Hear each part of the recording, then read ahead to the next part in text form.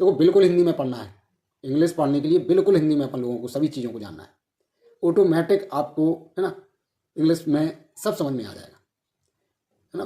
बहुत ज़्यादा आडंबर नहीं बनाना है अपन को कि इंग्लिश में ही लिखेंगे, बहुत से लोग करते हैं इस प्रकार से। अरे अभी अपन बेसिक सीख रहे हैं और डायरेक्ट इंग्लिश नहीं सीख सकते, फिर आप खुद ट्रांसलेट कर लोगे, डेफिनेशन वगैरह सब कुछ बना लोगे इंग्लिश में, है ना। इसलिए बिल्कुल हिंदी में पढ़ना है और इसको बिल्कुल कमतर नहीं आंकना है कि हम हिंदी में पढ़ रहे हैं क्या कम है ना।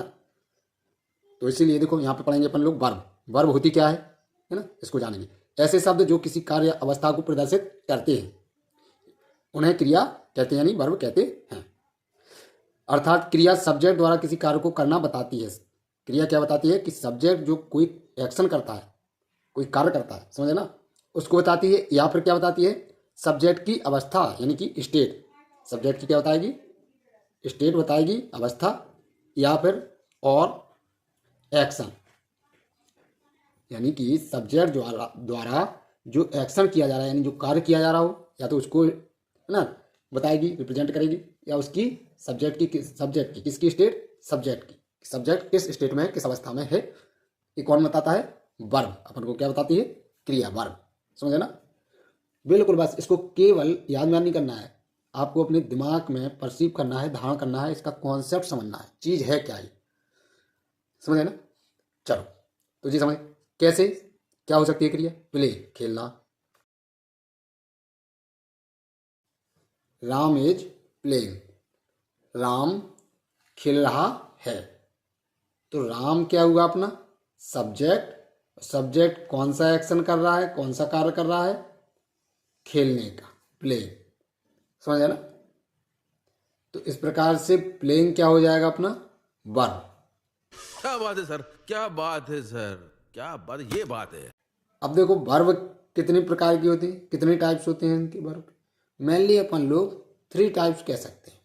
एक ट्रांजिटिव वर्ब यानी सकर्मक, नाम से ही समझ में आ रहा है, जिनको है ना ऑब्जेक्ट यानी कर्म की जरूरत हो, ऑब्जेक्ट की, यानी उनको क्या कहेंगे, ट्रांजिटिव वर्ब। यानी कि ऐसी क्रियाएं होंगी जो अपना पूरा सेंस नहीं दे सकती विदाउट, बिना, है ना, ऑब्जेक्ट के, इसलिए उन्हें क्या कहेंगे, सकर्मक क्रिया। और एक होती है अकर्मक क्रिया, इंट्रांसिटिव वर्ब। इंट्रांसिटिव वर्ब कैसी होती है ना, ये अपना सेंस विदाउट, बिना ऑब्जेक्ट के भी, है ना, शो करती है। जैसे अभी अपन ने लिखा था, है ना, सभी को बताएंगे डिटेल में, ठीक है ना आप इनको। और एक होती हैं सहायक क्रियाएं, जो जो मेन वर्ब यानी कि मेन वर्ब में कौन आती है, सकर्मक भी हो सकती है मेन वर्ब, और अकर्मक भी मेन वर्ब हो सकती है, बेस फॉर्म कहते हैं, या ये दोनों को क्या कहेंगे, इन दोनों को मेन वर्ब भी कह सकते हैं, मुख्य क्रिया हिंदी में, या फिर क्या कह सकते हैं, या अपन लोग इनको कह सकते हैं base verb, base form verb. देखो इसमें सहायक क्रियाओं में क्या कौन कौन सी हो सकती हैं।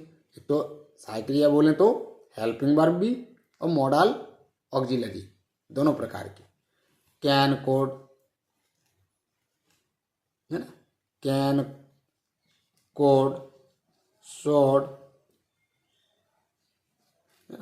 मे, माइट, जो कि आपने कहीं ना कहीं पढ़ी होंगी, नहीं पढ़ी होंगी तो अपन देखो सीरीज में चल ही रहा है अपना बेस, सभी पढ़ाएंगे आज से, बिल्कुल बहुत एडवांस तक आपको पढ़ाया जाएगा। और जल्दी मेन प्रायोरिटी क्या रहेगी कि आपको ज़्यादा टाइम वेस्ट ना करते हुए, क्योंकि आपको अकेला ना केवल इंग्लिश ही पढ़ना है बल्कि सभी सब्जेक्टों को पढ़ना जरूरी होता है, इसीलिए कम से कम आपका टाइम, है ना, केवल एक सब्जेक्ट पर ही पूरा टाइम ना लगे।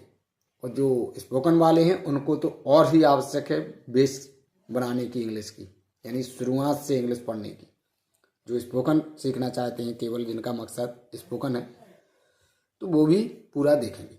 इसमें देखो सहायक क्रियाओं में 2 प्रकार की आती है। एक तो हेल्पिंग वर्ब हो सकती हैं, एज, एब, है ना, इस प्रकार से बहुत और हो सकती हैं काफ़ी।